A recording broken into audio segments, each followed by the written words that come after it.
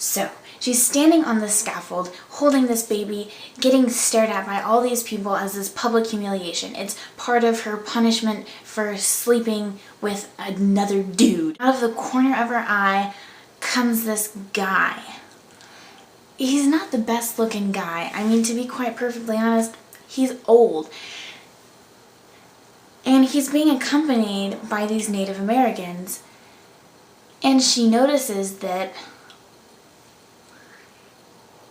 he's lopsided.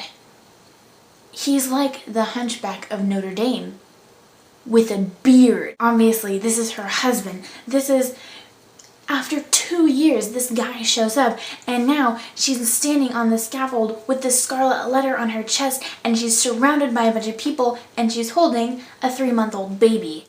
Awkward. Well, let's rewind a little. So this man had just shown up in town. His ship had been taken by Native Americans, and he had been traveling with them for actually a really long time, learning about their medicine, because a big thing, he's not a Puritan. He's just some guy, because Puritans don't believe in A, mingling with Native Americans, and B, practicing medicine, because medicine is witchcraft. And this guy comes in, and he's kind of like hobbling in. He sees his wife that he hasn't seen in 2 years, and she's standing on a scaffold, and she has this brilliant, beautiful scarlet letter.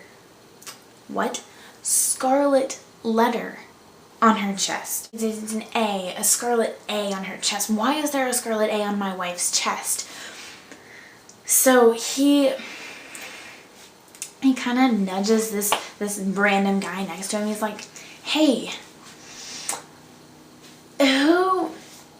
I haven't been here before. Why? What's the occasion? Bro, what? You haven't been here? This is like, bro, this is like a holiday. Can you describe to me what happened? Like, why is that woman standing up there? I mean, she's kind of hot. Okay, so this woman, she came here and she was waiting for her husband, right? And then she gets pregnant and her husband's not here, so we put her in jail. And now, this is the best part. This is the part where she stands up in front of us for several hours as we laugh at her for committing adultery. Dude, free ice cream over there. Ah. Wow. I've been waiting for this all year. So he's just standing there watching his wife get humiliated. And then Hester looks up and she sees this guy. She sees her husband standing there at the edge of the crowd, and I'm sure inside she was just like, but she's sitting there and she sees him, and he just, now the author never tells us why, but he decides to remain hidden. He doesn't reveal himself as Hester's husband. He just kind of lets it go. So after Hester is on the scaffold for a few hours and she's being stared at by all these people, the leaders of the congregation, they call out to Hester. Hester Prynne, you have not given up your lover, your co-conspirator. By the way, if you didn't know, it takes 2 people to make a baby, if you know what I'm saying. She refused. So this main guy, the main governor, he's like, Hester Prynne, tell us, bleh. And she's like, no. And then the governor turns to this reverend. His name, Reverend Dimsdale. His trade, well, he's a reverend. He is this young man. Okay, in my mind, good-looking man. He's very soft-spoken, but the people love him because he's just this emotional guy, and he relates to people. And so the governor turns to him and he's like, yo, Dimsdale, you gotta talk to this woman. I know you were very troubled by the fact that someone in your congregation committed sin.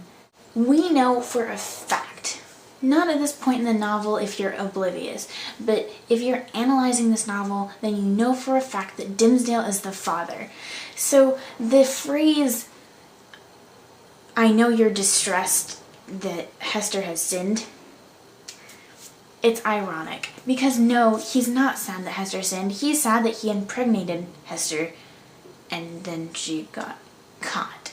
He leans over this banister because he's kind of sitting up here and she's kind of down here on the scaffold, and he's like, "Hey, lady who I don't really know very well, you should totally give up this guy." No, see, the most important thing about this is that, one, he didn't want her to give him up. I mean, he is a weak man. He's Dimmesdale. He doesn't want to suffer the consequences of his actions. Yet, he feels really, really crushingly guilty. This guilt is weighing down on him. If Hester comes out and tells everybody that Dimmesdale is the father, then yeah, he'll have to suffer the consequences, but then everybody will see him for who he truly is, and it's kind of like when you tell a lie, and it gets to a certain point where you're like, I wish someone would just find out that I'm lying so that I don't have to live this lie anymore. And then people don't find out and you're just like, whatever, I'm okay with it. Well, he wasn't okay with it. And a question that you're going to be asking a lot throughout the novel is, Dimmesdale, why won't you just grow a pair? Well, yeah, I wish he would. What is the significance of Dimmesdale's doing this?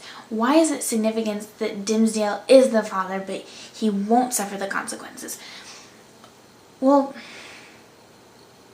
it kind of represents the struggle that we have. We have this desire to do good, but we don't do good. And so we're left with this guilt that weighs down on us, and it's just really sucky.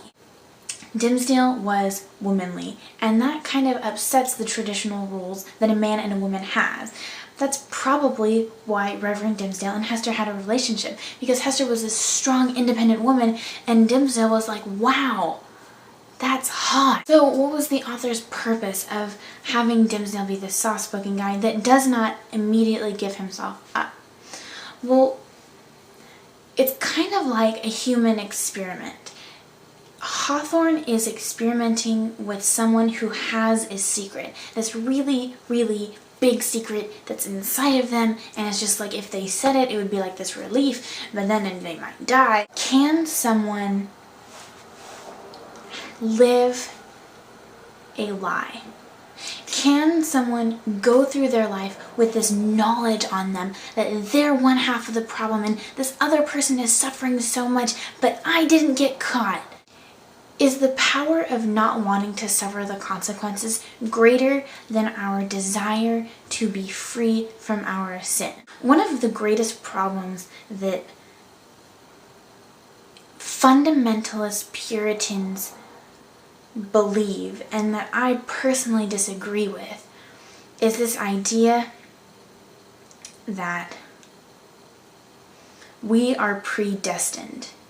That no matter what you do or what you say, you're either going to heaven or you're going to hell, but you have nothing to do with that. That's all God, and then you die and that's that. If that's the case, then how Hester is being treated and how the Reverend is being treated, it's like nothing they can ever do will make them feel right with God. And that's going to affect the two of them very differently. Hester takes the route of complete and total honesty. I mean, she kind of had to be honest. She had a baby. Dimmesdale didn't. So we're going to see these two separate paths diverge where it came from the same sin, but Hester took the route of honesty and so just sort of dealing with it, and Reverend Dimmesdale just kind of tried to cover it up, and ultimately it will destroy his life. So she endures her hours of punishment with this awkwardness of her husband staring at her and her child that is in her arms, and then she returns to the prison. Next time I'm going to talk about things tell me, is this helpful at all to you? What else can I talk about that's going to help you do well on this book? And even, what other books would you like me to talk to you about? I really do hope this was helpful, and I really hope that this can help you understand what's going on with the Scarlet Letter. I will see you very soon. Bye.